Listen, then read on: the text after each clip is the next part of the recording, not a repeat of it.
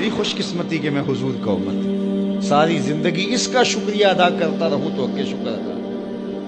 ہم حضور کی امتی، نبی انتظار کرتے رہے، نبی منتظر رہے۔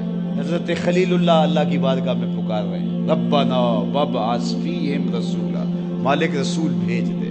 کوئی کہتا ہے لیسا بفظ ولا بغلظ، وہ ترشرو نہیں ہوگا، سخت مزاج نہیں ہوگا، ماتھے پہ شکنے لانے والا نہیں ہوگا، وہ پیار بانٹنے والا ہوگا، بس وہ آیا جا رہا ہے۔ حضرت عیسیٰ نے تو نام بھی بتا دیا، مبشرا برسول یاتی من بعد اسمہ احمد، لوگوں میں جا رہا ہوں، چلو نام بھی بتا دیتا ہوں، میرے بعد جو آنے والا اس کا نام احمد ہوگا۔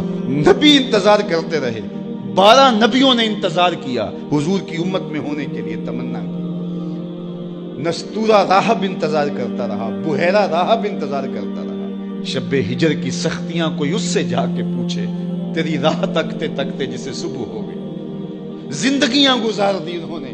سلمان فارسی کی کہانی سن لو، مجوسی کے بیٹے تھے، حق کی طلب میں نکلے، باپ نے گھر سے نکال دیا، ایک پادری کے پاس جا کے رکے، زندگی بھر اس کی نوکری کی۔ جب اس کا آخری وقت آیا، اس نے کہا میری تدفین کے بعد غموریا چلے جانا، وہاں کا پادری خدا رسیدہ ہے، تجھے اس سے کچھ مل جائے گا۔ کہتے میں وہاں سے غموریا آ گیا، پھر اس پادری کی ساری زندگی خدمت کی۔ جب وہ مرنے لگا تو اس نے کہا کوئی ایسا شخص نہیں ہے جس کے پاس اب میں تجھے بھیجوں، لیکن نبی آخر الزمان کے ظہور کے لمحے آ گئے۔ تو یہاں سے یثرب چلا جا، وہ اس نبی کی ہجرت گاہ ہوگی، تیری زندگی سنور جائے گی، تو نے بڑی محنت کی ہے، بڑی نوکری کی ہے میری۔ کہتے میں نے اس کو کہا کہیں ایسا نہ ہو میں دھوکہ کھا جو مجھے کوئی نشانی ہو۔ اس نے کہا 3 نشانیاں، ایک صدقہ نہیں لے گا، دوسرا ہدیہ رد نہیں کرے گا، تیسرا 2 کندھوں کے درمیان مہر نبوت۔ کہتے ہیں میں نے اس کی تدفین کی، یثرب کی جانب جاتے ہوئے ایک قافلے میں شامل ہو گیا، انہوں نے مجھے پکڑ کے اپنا غلام بنا لیا، لیکن میرے پہ مہربانی یہ کی کہ مجھے بیچا جا کے مدینے میں۔ ایک یہودی نے مجھے خرید لیا، میں اس کے باغ میں گوڈی کرتا تھا، کام کرتا تھا، کھجوریں توڑتا تھا، لیکن میں انتظار میں تھا کہ کبھی وہ نبی آخر الزمان آئے تو مجھے دید ہو، کبھی عرش پر، کبھی فرش پر، کبھی ان کے در، کبھی در بدر۔ غم عاشقی تیرا شکریہ، میں کہاں کہاں سے گزر گیا۔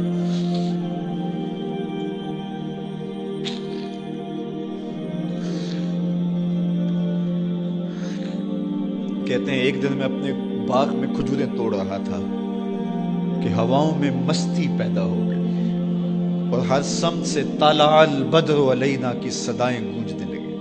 میں سمجھ گیا کہ وہ لمحے آ گئے، میں نے چھلانگ لگا دی اور دوڑ پڑا۔ میرے آقا نے سمجھا شاید غلام بھاگ گیا، اس نے دوڑ کے مجھے پکڑ لیا۔ میں نے اس کو کہا کہ میں نوکر تیرا ہی ہوں، لیکن دل نوکر کسی اور کا ہے، میں بھاگوں گا نہیں، مجھے جانے دے۔ میں کچھ کھجوریں لے گیا تھا صدقے کی نیت سے، جا کے حضور کو پیش کی۔ آقا کریم نے فرمایا ہم نبی صدقہ نہیں لیتے۔ کہتے ہیں نشانی ایک پوری ہوگی، کہتے ہیں کہ میں کچھ دنوں کے بعد اور کھجوریں لے گیا اور میری نیت ہدیہ کی تھی، میں نے پیش کی، حضور نے قبول فرما لی۔ لیکن میں بھی کہتا تھا تیسری نشانی بھی پوری ہو لے تو پھر مانوں گا، اور وہ کیا تھی؟ 2 کندھوں کے درمیان مہر نبوت۔ کہتے ہیں ایک دن حضور میرے باغ میں آئے اور آقا کریم نے اپنے مبارک کندھے پہ چادر رکھی ہوئی تھی اور چادر کی اوٹ میں مہر نبوت چھپی ہوئی تھی، اور میں پیچھے ہو کے دیکھتا تھا، اور میری آرزو یہ تھی کہ کوئی تیز جھونکا ہوا کا آئے اور چادر ہٹ جائے اور میں مہر نبوت کی زیارت کر لوں۔ حضور میرے ارادہ قلب سے آگاہ ہوئے، فَأَلْقَى إِلَيَّ رِدَاءَهُ، حضور نے چادر اتار کے میری جانب پھینکی اور پھر ایسے رخ کر کے فرمایا انظر الی ما امرت بہ، اس پادری نے جو بتایا تھا دیکھ لے آ کے۔ تو کہا میں نے دیکھا کہ حضور کے رخ کے درمیان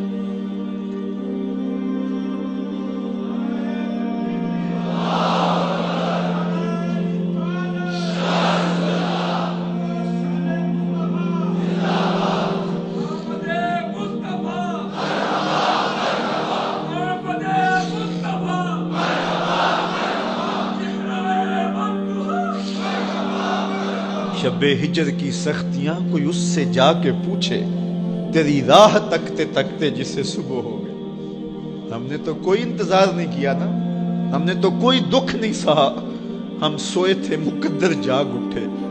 ہمارے والد مسجد سے مولوی صاحب کو بلا لائے. انہوں نے کان میں آ کے کہا مبارک ہو تو حضور کا نوکر بن کے آ رہا.